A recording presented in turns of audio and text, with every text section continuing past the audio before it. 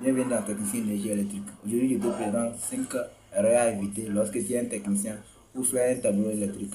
Donc, si cette vidéo jusqu'à la fin, ça sera très important pour toi, surtout si tu es un débutant.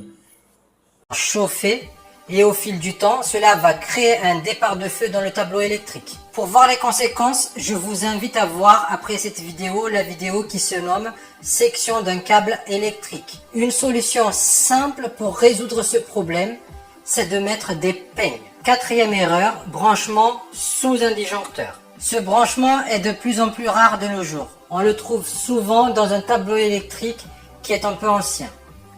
Dans une cage d'un disjoncteur, évitez de mettre plus de 2 fils.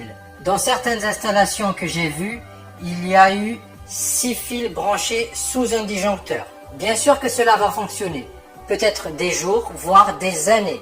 Mais un jour, quand il y aura un échauffement, des arcs électriques, voire un départ de feu, et cela ne va pas vous avertir malheureusement. Et plus grave, ça peut provoquer un incendie.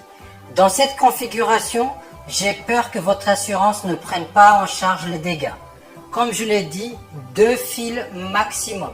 Cinquième erreur, le disjoncteur. Évitez de surcalibrer un disjoncteur. Je m'explique. Ici par exemple, pour alimenter mes prises qui sont là, je vais mettre un disjoncteur divisionnaire de 32 ampères. Par contre, sous ce disjoncteur 32 ampères, j'alimente mes prises avec une section de fil de 2,5 mm². De plus, sur mes prises, j'ai encore des multiprises qui alimentent mes équipements. Les dangers qui peuvent y avoir, il y en a 3 principalement. Tout d'abord, la section de câble qui n'est pas adéquate à mon disjoncteur. Si mon circuit consomme 31 ampères, mon fil va se fragiliser petit à petit.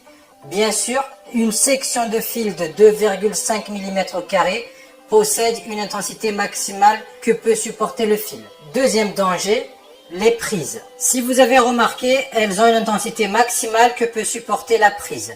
Habituellement, c'est du 16 ampères pour une prise murale dans une maison. Sur mon exemple qui est ici, si je mets plusieurs équipements qui ont une intensité totale de 31 ampères par exemple, ma prise risquerait de chauffer, voire créer un départ de feu. Mon disjoncteur ne va pas du tout réagir car il considère que tout est normal, sauf dans le cas où il y aurait un court-circuit ou une surcharge électrique. J'espère que cette vidéo vous a plu. Je vous dis à la prochaine pour une nouvelle vidéo. Au revoir.